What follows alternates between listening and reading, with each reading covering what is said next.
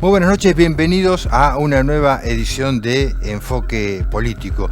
Vamos a hacer la presentación de hoy de manera mucho más apretada porque realmente tenemos muchos invitados con variedad de temas que vamos a estar tratando en la jornada de hoy. Pero no podemos pasar por alto que fue hace exactamente una semana, estábamos a punto de comenzar el programa el jueves pasado, a esta hora, cuando la noticia que nos generó gran asombro sobre el intento de homicidio hacia la vicepresidenta de la Nación ocurrió cuando nosotros estábamos a punto de salir al aire. Y nos ha tocado en estos días vivir indudablemente una de las semanas más difíciles de la era contemporánea de la política argentina, ¿no?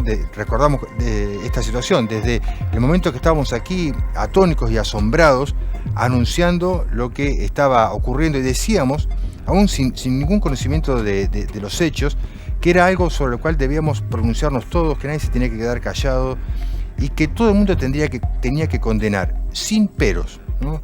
Porque desde la vocación cristiana más profunda nadie puede estar de acuerdo con un intento de homicidio, con el uso de las armas, con atentar contra la vida de los demás. Eso lo considerábamos el jueves pasado aquí.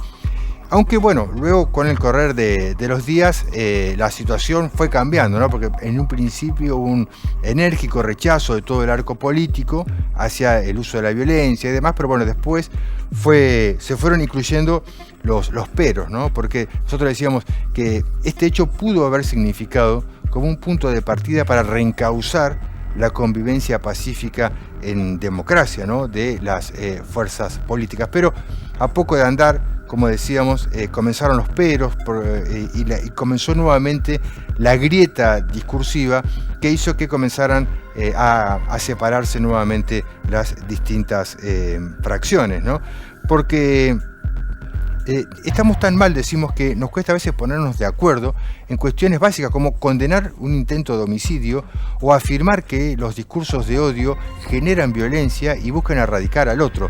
Eso debería ser un punto de partida en el cual deberíamos coincidir todos, pero sin embargo nos está costando coincidir. De un lado y de otro de la grieta comenzaron a tironear sobre el tema y 7 días después nos encontramos frente a una situación en la que nos hubiera gustado que se hubiera profundizado un debate sobre la convivencia pacífica en sociedad y en democracia. Para cerrar, reiteremos este concepto que decimos desde hace mucho tiempo: no siempre toda la culpa es de la superestructura. Si bien claramente tiene la mayor responsabilidad la clase política, muchas veces nosotros, los vecinos de a pie, los ciudadanos de a pie, también contribuimos a este clima que se crea dentro de la sociedad.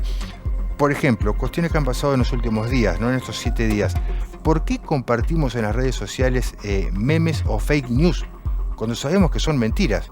Como por ejemplo esta mentira manifiesta acerca de que Sabac Montiel, quien intentó asesinar al vicepresidente de la Nación, era un militante del kirchnerismo. Eso claramente ha sido demostrado que es mentira, pero sin embargo todo el mundo lo sigue compartiendo, aquellos que están en contra del gobierno, como un acto automático, sin capacidad de discernimiento, de pensar por qué uno hace ese tipo de cuestiones a lo cual no obedece mucha razón, y es muy difícil establecer luego el diálogo o evitar la violencia cuando se cometen este tipo de acciones sin pensar quién nos manda a compartir esas cosas, cuál es la usina de comunicación que creó esa fake news y nos manda a nosotros a compartirla, y lo hacemos sin ningún tipo de discernimiento ni pensar qué es lo que está ocurriendo. El debate político es político y cultural, porque se está dando en los medios de comunicación y en las redes sociales.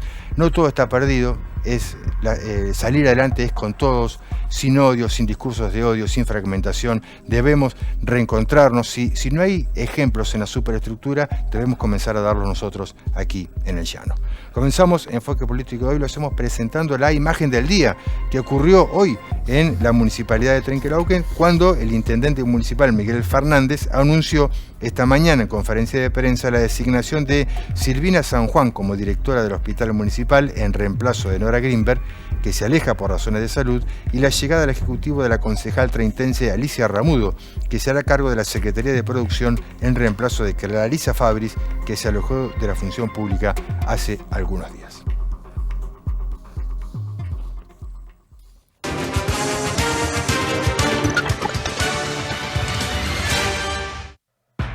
Muy bien, seguimos en la noche de Enfoque Político. Ahora vamos a presentar una entrevista vía Zoom con María Pía López. Es trenquelauquense, socióloga, ensayista, investigadora, doctora en comunicación y docente. Bueno, tiene realmente una biografía como muy amplia. Hasta el año 2015 dirigió en Buenos Aires el Museo del Libro y de la Lengua de la Biblioteca Nacional. Ha publicado varios libros y ensayos. Bueno, en su calidad de ensayista y de doctora en comunicación, la hemos convocado para analizar y para hablar acerca de este debate instalado en la sociedad acerca de qué significan los denominados discursos de odio. María Pía, buenas noches, muchas gracias por atendernos. Buenas noches, ¿cómo están? Muy bien. Bueno, bienvenida a nuestro programa y preguntarte cómo estás analizando vos este proceso que está ocurriendo desde la última semana a instancias del atentado sufrido por la vicepresidenta de la Nación y este debate instalado acerca de qué son los discursos de odio que tanto prenden en la sociedad. Mira, hoy justamente salió una entrevista muy interesante en el diario La Nación a un investigador que se llama Ezequiel Ipar y que dirige un instituto de investigación, un proyecto de investigación sobre qué son estos discursos del odio. Y él retoma una definición que él daba ahí porque me pareció muy sencilla y muy accesible para que todos la pensemos, que un discurso de odio es un discurso que moviliza un tipo de consideración sobre algún grupo de la población que resulta esa consideración discriminatoria, excluyente o directamente vinculada a la idea de aniquilación de ese grupo. Es decir, hay un discurso de odio, no cuando se explicitan algún tipo de diferencias, sino cuando la explicitación de esas diferencias toma un carácter denigrante respecto de esas otras personas y en tanto esa denigración lleva a la idea de que esas personas deben ser excluidas de la comunidad, ¿no? Incluso de sus derechos, del derecho a la vida en última instancia. Esto, digamos, es algo que no es nuevo en el sentido, hoy lo estamos discutiendo, está en todos lados, pero pensemos que hay distintos momentos, distintas experiencias de esos discursos del odio. No se podría, por ejemplo, separar la experiencia más dramática que vivió una de las más dramáticas que vivió la humanidad, que es el genocidio nazi, la Shoah judía, si uno no piensa en cómo fue elaborándose esa idea, esa decisión de aniquilar lo que se llamó la solución final, en una maceración, en un amasado de discursivo que tenía que ver con señalar a esa población racialmente definida como enemiga del resto de la humanidad. Bueno, por eso los discursos de odio tienen esta condición que decimos discursos, son palabras, efectivamente son modos en que se nombra, se describe, se dice, pero tienen un costado muy vinculado a la práctica, ¿no? Generan una especie de umbral para la acción. De tanto decir que algunas personas no merecen estar vivas, hay algunas otras que se toman en serio esa decisión de quitar la vida, ¿no? Por eso son discursos que siempre tienen este otro costado que es un llamado a la acción. Esta comparación, esta analogía que haces, ¿no?, con la República de Weimar, el inicio de lo que fue luego el nazismo, ¿no?, señalar como un enemigo común para vincular a la comunidad y para exaltar a un líder. Se ve mucho también en estos días en nuestro país, donde muchos quieren ser líderes sobre la base de la pronunciación de discursos que buscan erradicar el otro, ¿no?, discursos anti, por ejemplo, paridad de género. Se ve mucho de ese tipo de discurso. Sí, en este momento creo que una de las características que tiene esta movilización de los discursos de odio me parece que tienen que ver, tienen una doble perspectiva. Por un lado, hay algo que es del orden mundial, de la geopolítica general, que es la expansión de estos discursos del odio vehiculizados por formas muy reaccionarias de la vida política. Digo, tenemos el caso de Trump o de Bolsonaro, pero que son un tipo de reacción que viene a nombrar, a hacer política sobre la base de movilizar esos afectos negativos, el afecto del odio, contra personas que pertenecen a vidas más disidentes o que vienen a reclamar igualdad para sus diferencias. Por ejemplo, las mujeres, los homosexuales, las lesbianas, todas las personas que tienen una identidad de género que no es la misma que la asignada al nacer, la población trans, pero también contra aquellas y aquellos que son racializados como no pertenecientes a la raza blanca. Bueno, lo que aparece con estas ofensivas reaccionarias es que movilizan contra todos estos sectores que vienen a reclamar o venimos a reclamar igualdad, la idea es que hay que reponer las jerarquías, que hay que seguir sosteniendo jerarquías que sean bien estables, bien tradicionales, y que para eso hay que seguir privando de derechos, del derecho a la igualdad a todas estas personas. Es decir, hacen políticas sobre la base de discutir el derecho a la igualdad, o la igualdad como principio, como punto de partida, etcétera. Esto es algo que yo diría que es algo que existe a nivel mundial, lo estamos viendo en muy distintos países. En Italia está con una muy buena perspectiva electoral, un partido que defiende y se declara heredero del fascismo.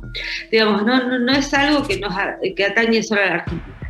Pero se cruza, me parece, con algo que en Argentina sí tiene una historicidad propia, tiene una historia, una genealogía propia, que tiene que ver con el modo en que en muchos momentos se activa aquí lo que sería un fondo antiperonista de los propios sectores de la élite, de las élites económicas, políticas y a veces letradas, ¿no?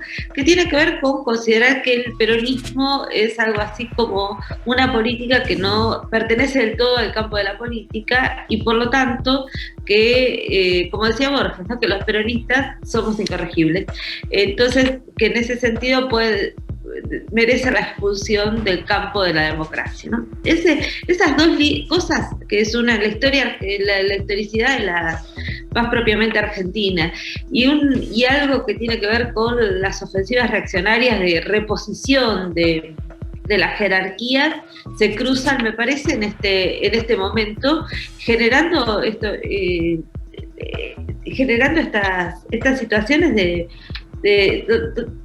muy riesgosas, porque como vos decías recién, efectivamente hay líderes políticos, lideresas políticas también, que intentan en río revuelto pescar, y están agitando este magma tan complejo sin advertir que es algo que puede derrotar, corroer todo el sistema político, incluso sus propias estructuras partidarias.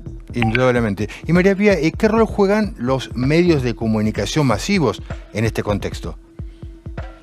Creo que ahí estos días se discute mucho, también lo habrán visto, que es de qué modo los medios son vehículos, participan de esta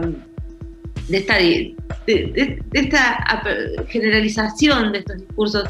Creo que además de los medios masivos, yo partiría de otro lugar, que es las tecnologías informáticas y la difusión de las redes sociales, y fundamentalmente algo que no está regulado de ningún modo, que son las redes de WhatsApp. Lo que hemos visto en estos días es la eficacia muy, muy brusca, incluso es lo mismo que se vio en la elección en la que triunfó Bolsonaro, que es la difusión de un tipo de discursos que son en muchos casos discursos odiantes, pero que además de ser discursos odiantes son formas falsas, de noticias falsas, ¿no? Que las fakes, que fundamentalmente están circulando a través de las redes. Digo, en estos días lo estuvimos viendo con una noticia falsa, una fake news que estuvo circulando mucho. Claro, de un militante que supuestamente es parecido a Sabac Montiel, cuando todo el mundo sabe que es mentira y lo comparte igual. Exactamente, ese caso que vos decís, que es, toman la foto de un militante que tiene un lejano parecido al que intentó asesinar a Cristina, y construyen sobre eso una fake. El tema es que hay gente que dice, ¿cómo no va a ser cierto si lo recibí por WhatsApp? Es decir, entendiendo que el teléfono viene a darle que si alguien lo manda en un grupo de WhatsApp de un consorcio, ya eso garantiza veracidad. Bueno, el WhatsApp, por ejemplo, no está regulado. Uno puede denunciar lo que se publica en Facebook, en Instagram, en Twitter, o se puede discutir lo que se hace en los medios de comunicación masivos, pero no se puede, no hay cómo intervenir en la lógica de producción de falsedades que tienen estas redes más privadas.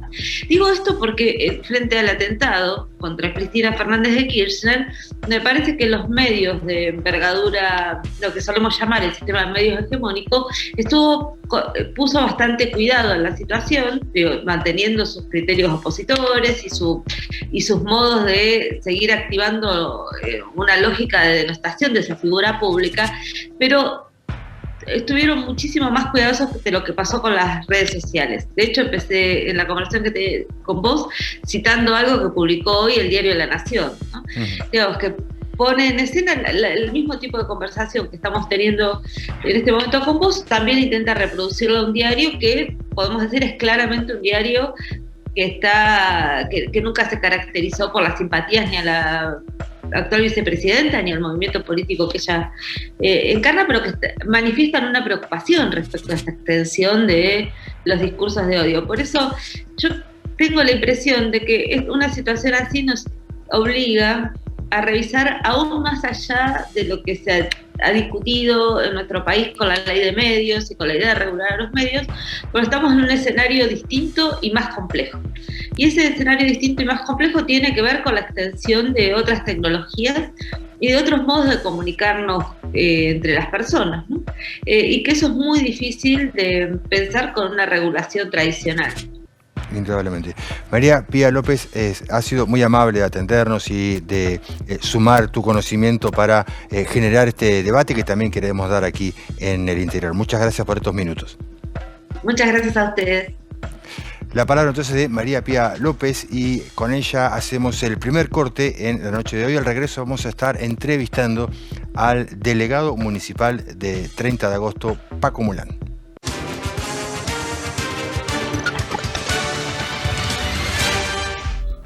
Seguimos en la noche de Enfoque Político. Recibimos ahora al director del ente descentralizado de 30 de agosto, Miguel Paco Mulán. ¿Cómo estás? Hola, Dardo, ¿cómo estás? Bueno, Paco, ¿no? Nadie sabe tu nombre. No, nadie. Más fácil Paco que Miguel Ángel. Bueno, es además un televidente asiduo, ¿no?, de nuestro programa, porque siempre nos manda después mensajes con los invitados.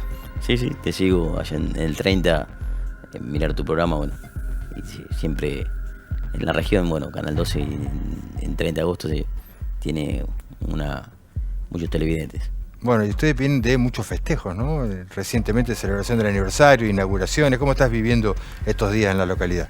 Bien, siempre generamos una actividad, lo que es toda la semana, lo que es el mes de agosto.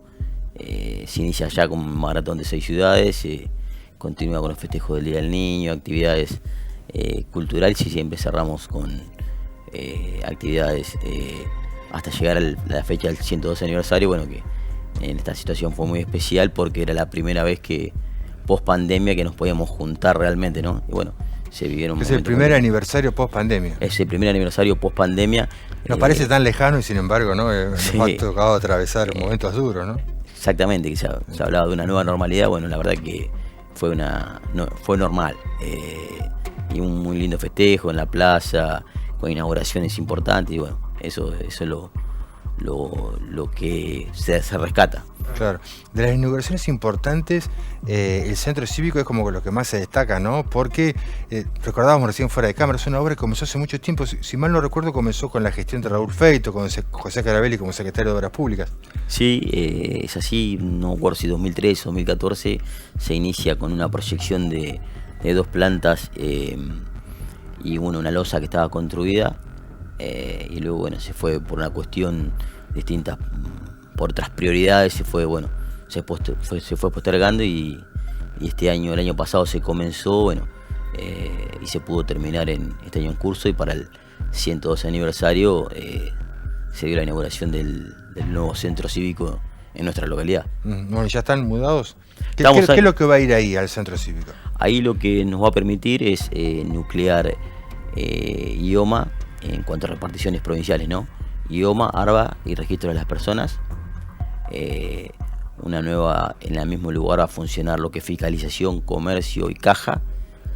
Y después tenemos una oficina que le llamamos de usos múltiples, para cuando hay atención de ANSES, PAM y AFIP puedan localizarse en ese sector, y le permite a la comunidad poder el ciudadano de 30 de agosto resolver sus situaciones en un mismo lugar, ¿no?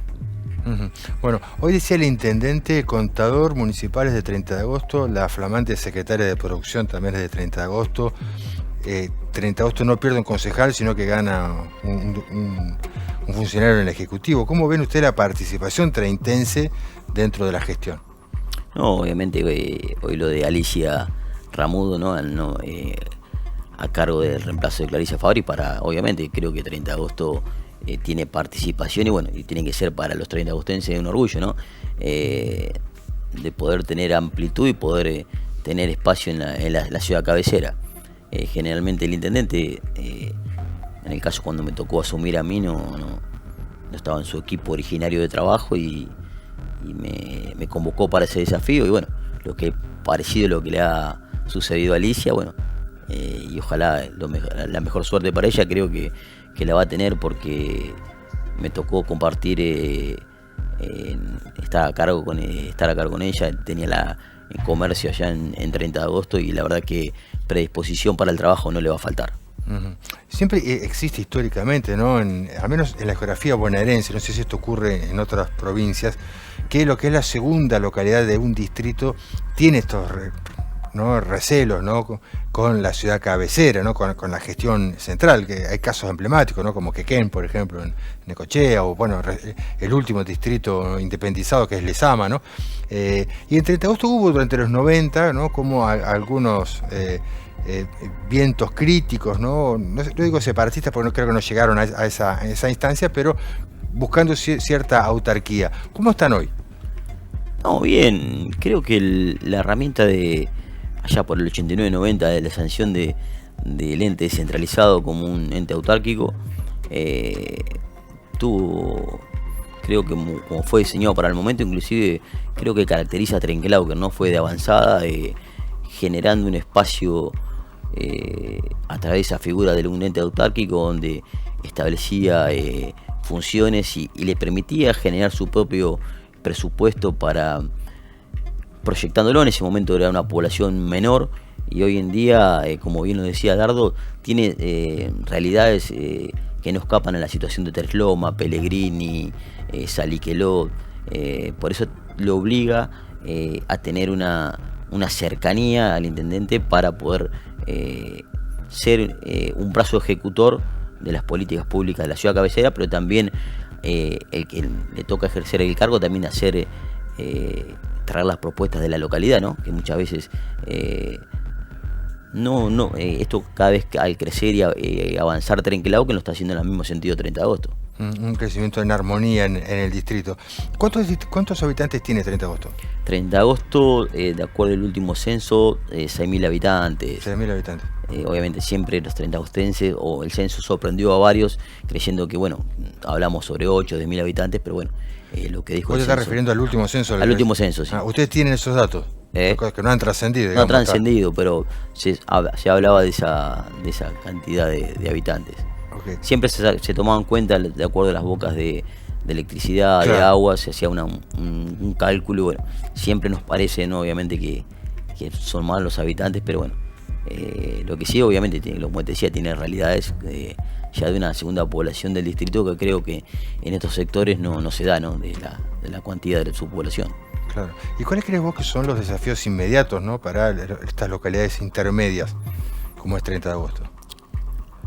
Y el desafío inmediato es generar en esa situación de 30 de agosto, es generando esa actividad en el caso que estar con Trenquelauquen es una gran ventaja.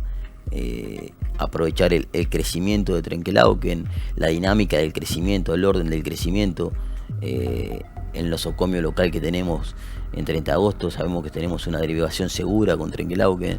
La verdad que en el caso... el de 30 de agosto también ha crecido mucho, ¿no? Se han ampliado mucho las obras Sí, en el hospital. se ha ampliado y se ha trabajado en armonía con el distrito, ¿no? Que eso es lo importante.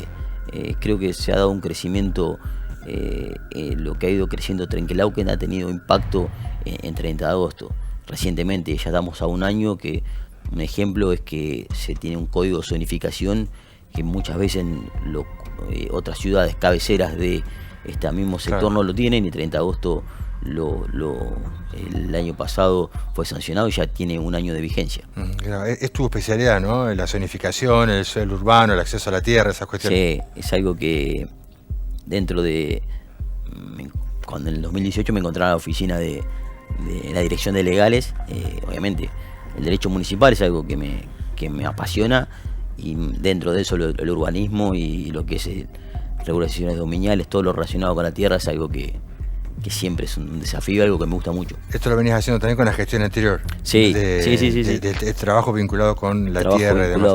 También viviendas a ustedes le dan mucha importancia allá. Están en la construcción actualmente. Sí, se están construyendo 7 viviendas por un plan provincial, y recientemente, en el año pasado, sobre el mes de noviembre, hubo algo para nosotros muy importante, que fue por primera vez una compra de tierras, que fueron las 4 hectáreas del obispado, que ya se comenzaron con trabajos de movimiento de suelo, proyectos de cordón y cuneta. La idea es de poder llegar a fin de año con la parte de esa chacra urbanizada, para tener tierra disponible para proyectos de vivienda, poder replicar tu lote, tu casa en 30 de agosto. Actualmente están con la construcción de 7. De 7 viviendas, y hay un proyecto de AMOC de 21 viviendas, con una prescripción. Pero esas 7 son municipales. Esas 7 no son de un convenio con provincia. Pero me refiero, ¿la hacen ustedes? Sí, se están haciendo por... ¿Ustedes no lo licitan como acá en la ciudad cabecera, que la hace la AMOC? No, en ese caso en 30 de agosto pudimos dar con... Ustedes siempre la hacen ustedes. Ustedes siempre hacen las casas de ustedes en la municipalidad. Sí, hasta ahora se ha podido... ¿Cómo lo logran hacer que allá que pueden hacer las casas y acá les cuesta más? Igualmente justo se dio la situación de una cuadrilla que estaba finalizando estas obras y nos permitió poder avanzar en estas 7 viviendas. Lo cual también es cierto que si tuviésemos un cúmulo de viviendas superiores, hoy la mano de obra no podría la municipalidad realizarlas en 30 de agosto por administración. Ha llegado el sector privado ha captado mucho la mano de obra, inclusive en un momento conversando con AMOC también en 30 de agosto era algo también que preocupaba la mano de obra afectada. Sí, hoy es preocupante en todos lados, ¿no? Es porque el Procrear y distintos programas, además de la inversión privada, hace que es muy difícil conseguir mano de obra. Hoy te diría, Dardo, si tenés un proyecto de vivienda, hoy, por ejemplo, si hay una carpeta, una aprobación de 20 viviendas más para 30 de agosto, tenés que presentarse a un proceso de licitación, porque no contarías con la mano de obra suficiente, porque la capta el mercado privado.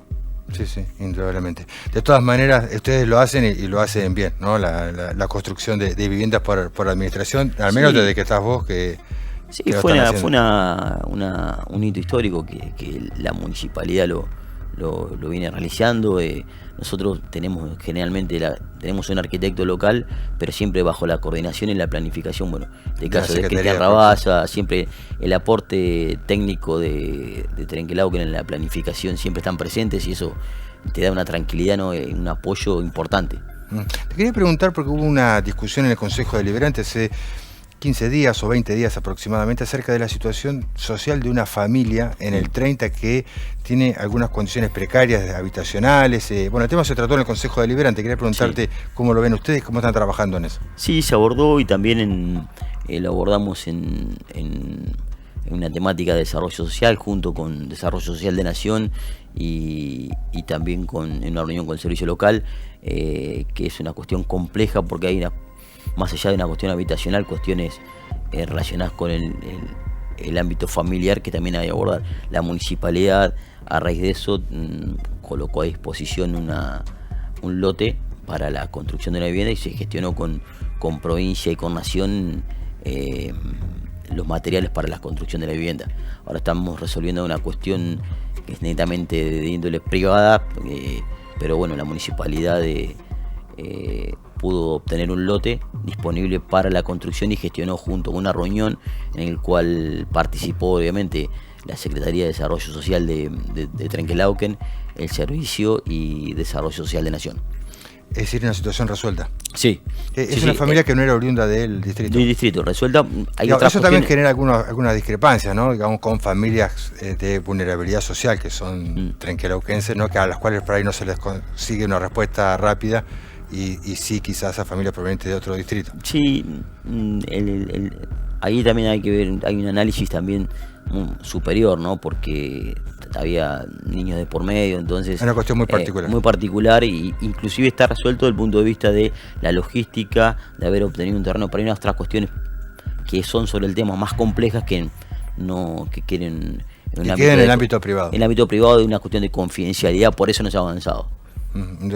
Bueno, cuando en el 2015 fue que, en el 2019 las elecciones, dijiste que vos seguías en el cargo si seguía Miguel Fernández, sí. ¿No?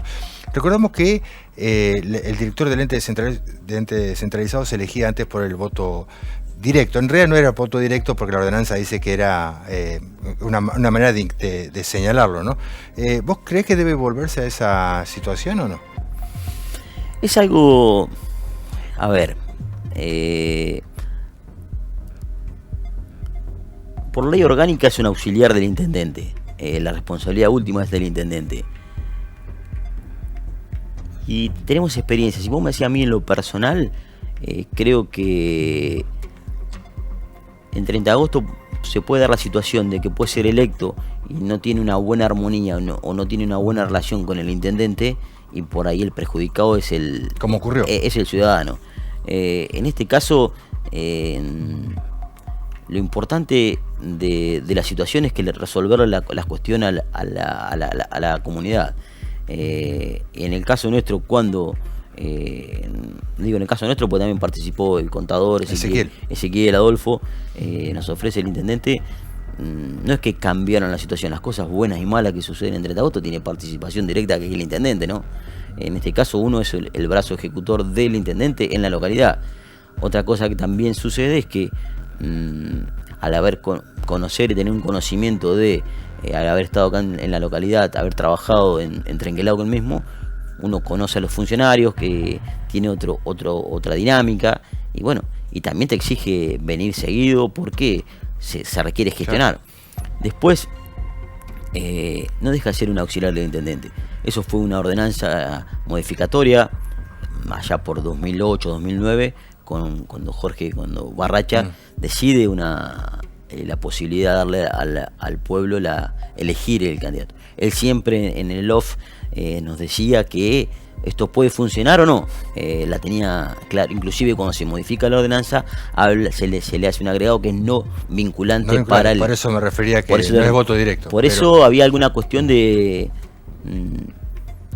También está en la ciudadanía. Creo que el avance con las obras y el avance y viendo que las políticas partidarias, estoy hablando del partido, se ven concretadas en la localidad, el vecino lo que le interesa es que le resuelvan las situaciones que están al alcance. ¿No crees vos que hoy que no existe ese clamor popular por la elección? Eso es lo que decís vos. Yo no lo noto, no quiero decir que no exista, no lo noto como algo que sea... que tenga una efervescencia. No está en la agenda pública hoy. En la agenda pública está la solución de las cuestiones cotidianas. Y tratamos en lo posible, tratar de pelear por 30 de agosto en muchas circunstancias. ¿Cómo te puedo decir un ejemplo? Viene un fondo de infraestructura que se coparticipa por el índice de 30 de agosto, nos sentamos con Miguel, lo conversamos y en algunos casos nos excedemos de los montos, en otros tratamos que... Pero tenés que gestionar, así como al intendente le toca gestionar en La Plata, nosotros venimos, gestionamos, conversamos los proyectos y los llevamos adelante.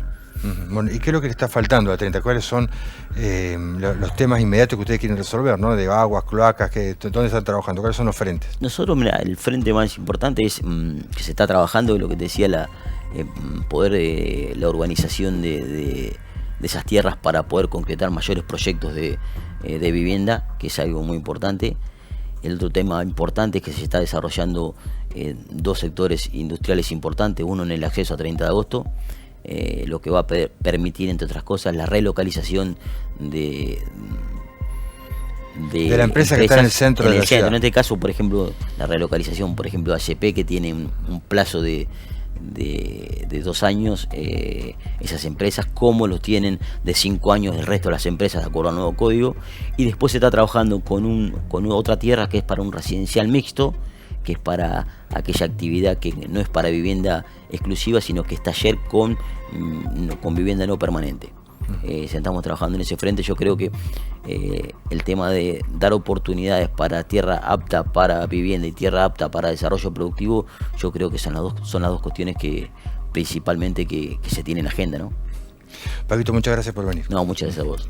Creemos que haces un buen laburo, lo decimos públicamente, has generado con tu gestión que 30 de agosto no sea parte de la agenda pública de la ciudad cabecera como fue, ¿no? Durante algún tiempo por algunas cuestiones controversiales que ocurrían. No, te agradezco por la invitación y era lo que te decía. Nosotros intentamos eso, de trabajar para nuestra comunidad y ese es el fin primordial. Y bueno, en el balance en los 4 años, obviamente atravesado por 2 años de pandemia, creo que bueno, que siempre creo que hay cosas para hacer, pero creo que el camino es trabajando de esta manera. Es mi opinión y obviamente no es la única. Muchas gracias por venir. Gracias a vos. Pasó entonces el director del ente descentralizado de 30 de agosto, Paquito Mulán, aquí en el estudio de Canal 12. Hacemos un nuevo corte. Al regreso vamos a estar hablando de qué es lo que hacen los escribanos que acaban de elegir nuevas autoridades.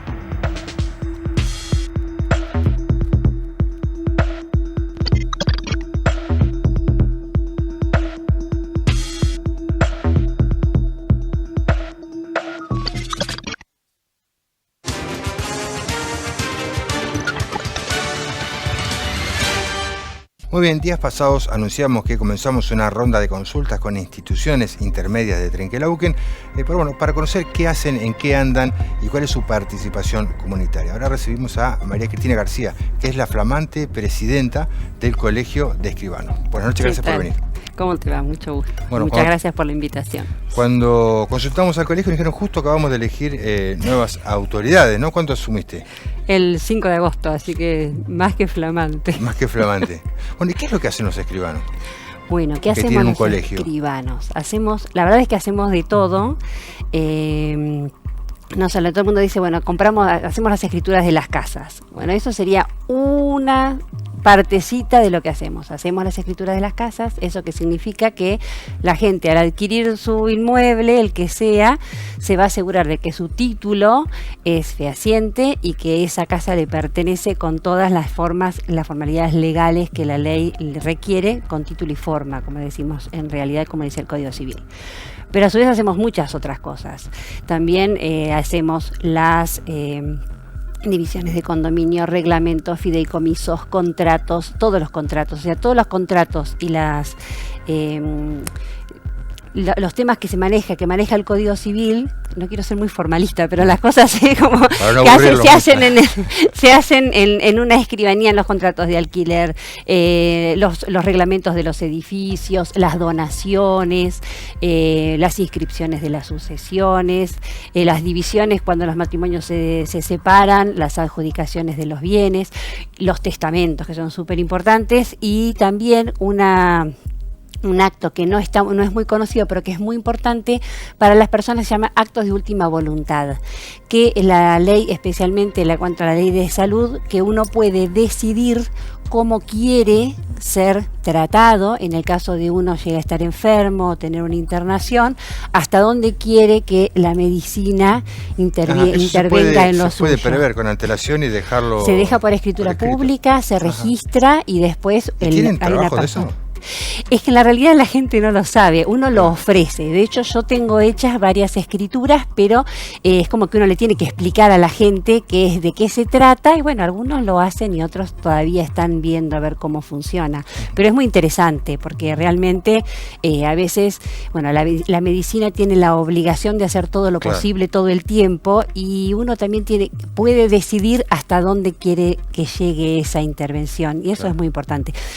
Tenemos discusiones a veces con los médicos, porque dicen nosotros tenemos que hacer siempre lo posible, y está bien, es lo que corresponde, pero a veces una terapia muy invasiva, o hay situaciones como extremas que uno puede llegar a decidir también qué es lo que quiere hacer, y eso se deja escrito en una escritura pública y se registra y se hace la referencia en el momento que se necesita.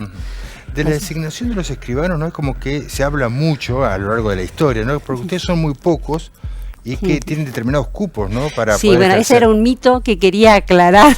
Esos son es como un mito un mito urbano. No, como el mito es que los escribanos son cargos hereditarios. Ese es como el mito popular. Claro. Y la realidad es que eso no es así. De hecho, yo no tengo en mi familia a nadie que sea escribano. Los escribanos somos funcionarios públicos, digamos, profesionales del derecho que estamos a cargo de una función pública. ¿Por qué son números clausus se llama? Es un número determinado. Porque es una función pública. Nosotros nos designa el gobernador, el Poder Ejecutivo de la provincia.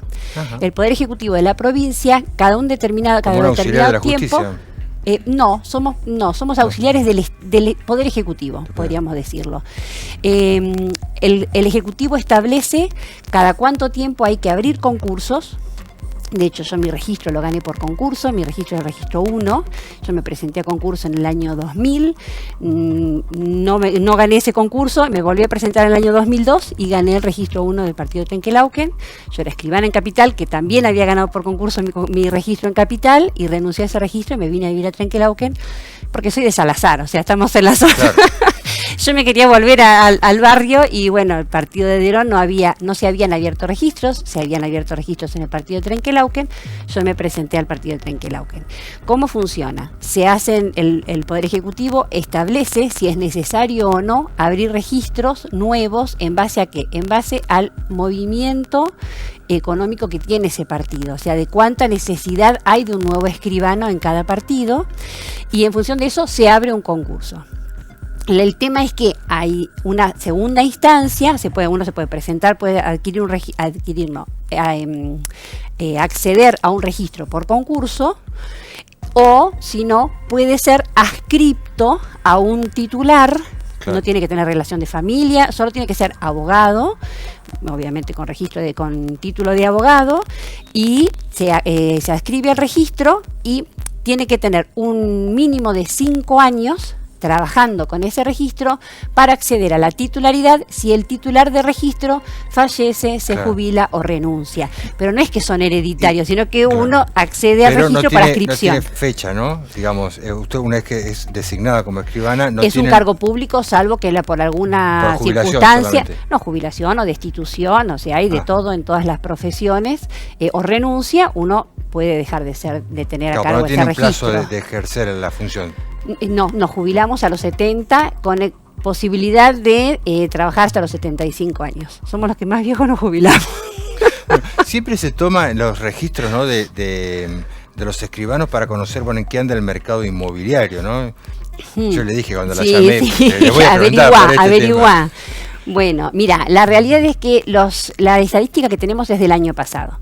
Y las estadísticas que tenemos son solamente de las compraventas, que en toda la delegación, no tengo del partido de Trenquelauquen, en toda la delegación... ¿Qué implica la delegación? La delegación Trenquelauquen ocupa a varios partidos. Nuestra delegación... Lo que es el departamento judicial, por ejemplo. Exactamente. En realidad está formado por el partido, Trenquelauquen, Adolfo Alsina, Pellegrini, Tres Lomas, Aliqueló, Guaminí, Dero, Villegas, América, partido Rivadavia y Carlos Tejedor.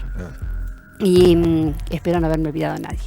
Y bueno, En toda la delegación, estos últimos años, que no han sido los mejores, solamente está la establecida por digamos, el número que tenemos es de las compraventas, de alrededor de 1.500 compraventas. Durante el 2021, que fue un año de pandemia, ¿no? Encima. Sí, igualmente venimos en caída. Este año, con el tema del dólar y claro, demás, venimos en caída. Los últimos 5 años no han sido años así como demasiado. Tiene algunos picos, pero no.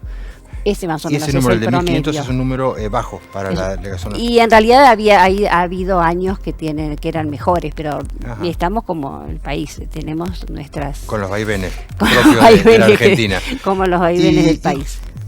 Le preguntaba anteriormente acerca de los registros. ¿Y cuántos son en Trenquelauquen? En Trenquelauquen somos 13 con los adscriptos. En toda la delegación hay 42 escribanos. ¿Y tiene alguna participación comunitaria el colegio o se reduce al trabajo profesional de ustedes? Mira, el colegio tiene participación comunitaria en varios aspectos. Hacemos desde la provincia de Buenos Aires, se trabaja con el régimen de regularización dominial, que hasta antes de la pandemia lo trabajamos en conjunto con la municipalidad. En este momento ha habido como un parate en cuanto a la toma de nuevos trámites, pero eso... ¿De la municipalidad? No, son las escrituras que se pueden hacer de aquellas personas que no pudieron escriturar su inmueble, que lo han adquirido por un boleto de compraventa que nunca se pudo escriturar, que las personas, que los vendedores fallecieron y tienen más de, este año es del 2005, aproximadamente en adelante, están en posesión, se hace un trámite administrativo que se hace primero un acta de posesión, después tiene que pasar 10 años, es un acta de consolidación de dominio, que eso veníamos haciendo varias, yo de hecho terminé de inscribir algunas este año, pero todavía no se volvió a retomar después de la pandemia por diferentes circunstancias. Estamos viendo a ver cómo volver a retomar ese trabajo. Y después también tenemos desde el año pasado en el Colegio de Escribanos el centro de mediación, que han unificado todo en mí, porque la directora del centro de mediación soy yo.